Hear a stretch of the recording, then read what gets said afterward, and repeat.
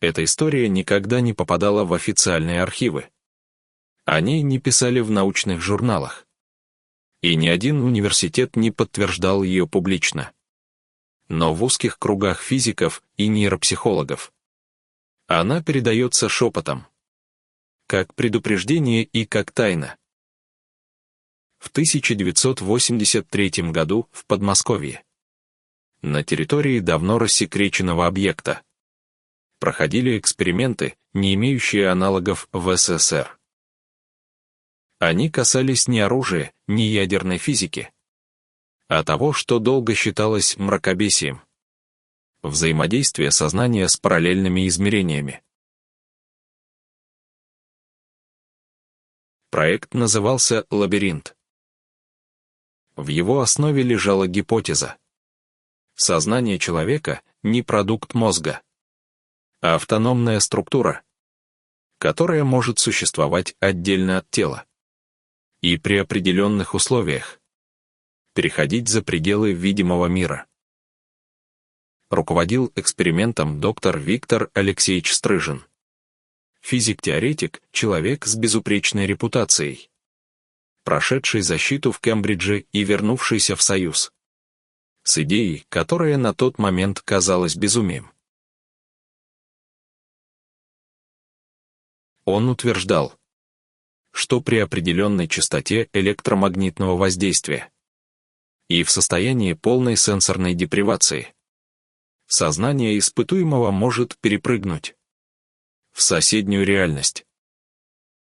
Это не была фантастика.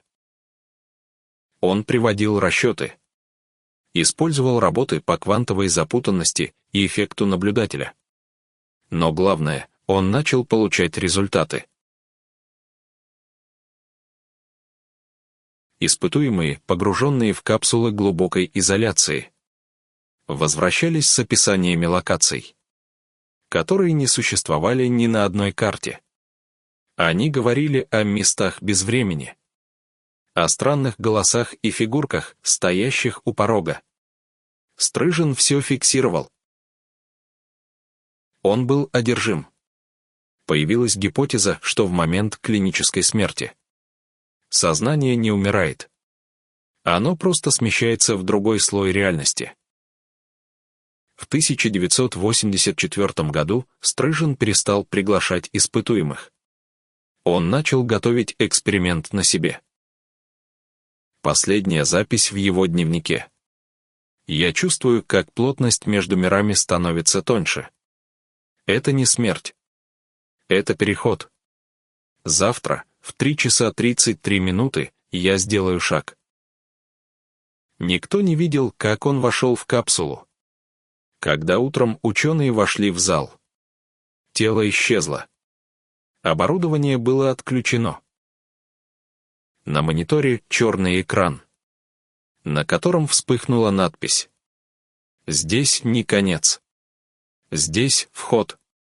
Программу «Лабиринт» свернули через 48 часов. Документация была изъята. Всех участников проекта обязали молчать под угрозой трибунала. Но кое-что уцелело. Тетради, аудиозаписи и одна пленка с тихим голосом Стрыжина, говорящего: «Они не формы. Они намерения. Они были здесь всегда. Мы просто не хотели их видеть». Прошло почти 40 лет. До сих пор никто не объяснил, куда исчез доктор Стрыжин. Но в последние годы, когда разговоры о мультивселенной и квантовом бессмертии снова стали звучать всерьез, его имя все чаще всплывает в конфиденциальных обсуждениях. Потому что сегодня физики наконец признали: сознание — это не замкнутая система. Оно может быть связующим элементом между реальностями. А значит, если Стрыжин и правда ушел, возможно, он просто нашел дорогу, которую остальные еще боятся искать. То, что раньше считалось чистой мистикой, теперь начинает медленно, неохотно приниматься учеными как рабочая гипотеза. Смерть не конец. Осознание не то, что умирает. Эти идеи десятилетиями высмеивались. Но кое-что изменилось. И дело не в вере или философии. Дело в данных. С начала 2000-х множество независимых исследовательских групп начали фиксировать нечто странное. Повторяющиеся аномалии в момент клинической смерти. Пациенты, находившиеся в состоянии полной остановки сердца, возвращались и описывали одно и то же. Это были не сны, не фрагменты воображения. Это были устойчивые структуры, место, сцены, образы, которые совпадали даже у тех, кто никогда не слышал о подобном. Я находился в коридоре. Вокруг было бело, но без света. Я видел двери. Они ждали, чтобы я выбрал одну.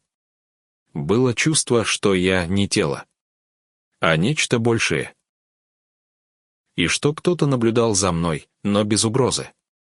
Исследователи из Германии, Японии и Канады опубликовали более 50 докладов о феномене так называемой когерентной посмертной визуализации. Но главное, это было необъяснимо. С позиции классической нейробиологии. Мозг был отключен. Осознание работало. И не просто работало, а формировало новую структуру опыта. Появилась гипотеза. Мы не умираем. Мы переключаемся. Сознание не угасает. Оно уходит в другую частоту, в другую версию реальности, где оно продолжает существовать, вне прежнего тела. И в этот момент на сцену вышла физика. Ученые, работающие с эффектами квантовой суперпозиции, стали замечать интересную вещь. В определенных условиях, при изменении состояния наблюдателя, система прыгает из одной фазы в другую. Этот процесс напоминает то, что описывали пациенты, пережившие клиническую смерть. Я чувствовал, что все меняется. Как будто я остаюсь собой. Но окружающий мир меняется вокруг меня. В 2016 году группа исследователей в Швейцарии опубликовала отчет о серии экспериментов с глубокой медитацией и измененным восприятием времени. Суть была проста. Если сознание может выходить за пределы линейного времени, значит, оно не принадлежит телу. Итоги оказались пугающе точными. Участники, введенные в определенное нейтральное состояние, начинали описывать события, которые позже подтверждались, несмотря на то, что в момент этих событий они находились вне физического контакта с реальностью. Случайность? Нет. Совпадения были слишком точными и повторялись. Появилось предположение, что сознание — это не локальный феномен, а поле. Тонкое, нелинейное, непрерывное даже после смерти тела. Некоторые нейрофизики начали осторожно говорить. Возможно, смерть — это не угасание, а перенастройка. Как будто ваш радиоприемник ломается. Но сигнал продолжает существовать. Вы просто теряете доступ к частоте. А значит, душа, если она действительно существует, это и есть тот самый приемник. Не исчезающий, а просто настраивающийся на другую волну. В этом контексте смерть. Не трагедия, а миг перехода. Смена конфигурации. Именно так объясняются явления, которые долго считались фантастикой. Ощущение присутствия умерших. Вспышки осознанности перед уходом. Точные воспоминания из жизней, которые, по идее, не могли принадлежать человеку. Один из самых громких случаев произошел в США в 2011 году. Мальчик 6 лет описал в деталях, как его другая мама погибла в авиакатастрофе над Атлантикой. Проверка показала, в 1983 году действительно произошла авария. И в списках погибших числилась женщина с именем, которое он повторял, и с внешностью, совпадающей с его рисунками. Совпадение. Если бы это был единственный случай, возможно. Но их уже сотни. Их не объясняет психология. Их не укладывает в рамки психиатрия. Но они идеально встраиваются в концепцию параллельных реальностей и перескоков сознания между ними. И вот здесь начинается самое важное.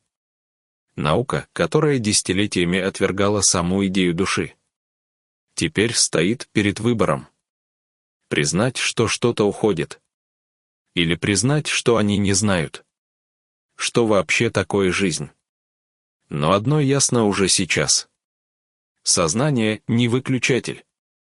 Смерть — не финал. Это узел. Портал.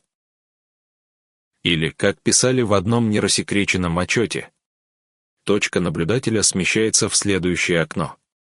Что, если все, что мы считали смертью, лишь переход в соседнюю версию мира, где мы продолжаем жить, даже не осознавая, что что-то произошло?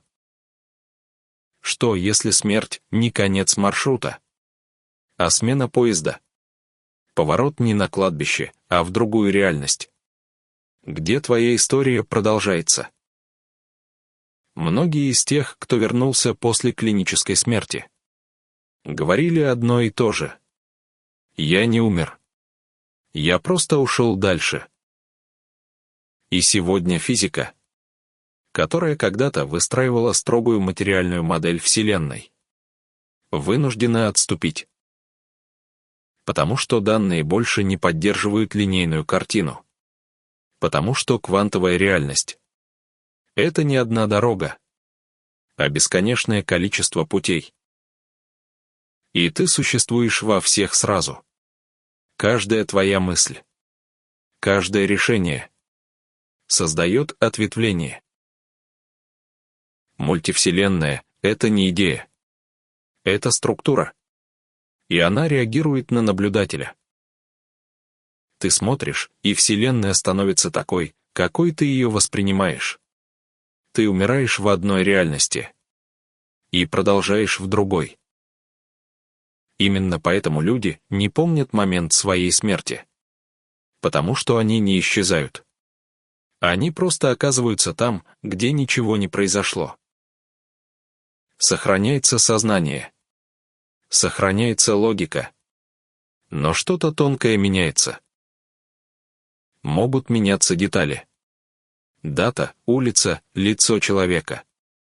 Иногда это не замечается. Иногда пугает. Именно этим объясняют так называемый эффект Манделы. Коллективное воспоминание о событиях, которые якобы никогда не происходили. Может, происходили. Просто не в этой версии. Просто не здесь. Смерть в этом контексте становится не трагедией, а интерфейсом смены реальности. Новая локация. Новая линия времени. Но ты все тот же.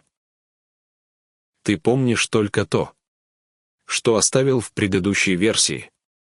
И даже не всегда. Иногда память обнулится. Иногда появляется смутное чувство, что-то не так. Или дежавю, которое невозможно объяснить. У некоторых возникает устойчивое ощущение, что они не в своем мире, что все вокруг знакомо, но чуть-чуть смещено. Психология это не объясняет. Физика объясняет частично. Но эзотерика всегда говорила: ты многомерен. А смерть — это просто сдвиг. Выход из одного тела. И вход в другое. Не обязательно биологическое. Это может быть тело сна, тело света или тело новой версии тебя. Ученые, которые изучают сознание на стыке с квантовой механикой, все чаще отказываются от понятия «смерть». Они говорят о трансфере наблюдателя. Что это значит? Что ты не мозг и не тело. Ты — точка восприятия, которая может перемещаться между реальностями. И смерть — это просто одна из форм такого перемещения. Это меняет все. Смысл жизни. Смысл страха. Если ты не можешь исчезнуть, тогда все, что ты делаешь, имеет гораздо более глубокий масштаб. Потому что ты живешь не один раз. И даже не много раз. Ты живешь в параллели. Ты — сеть. Ты — процесс. А значит, каждое твое состояние влияет на все остальные версии тебя. Это ответственность, но и свобода, и освобождение от страха. Потому что смерть больше не враг. Она — функция. Она — мост. И если ты идешь по нему осознанно, ты не теряешь себя. Ты раскрываешься.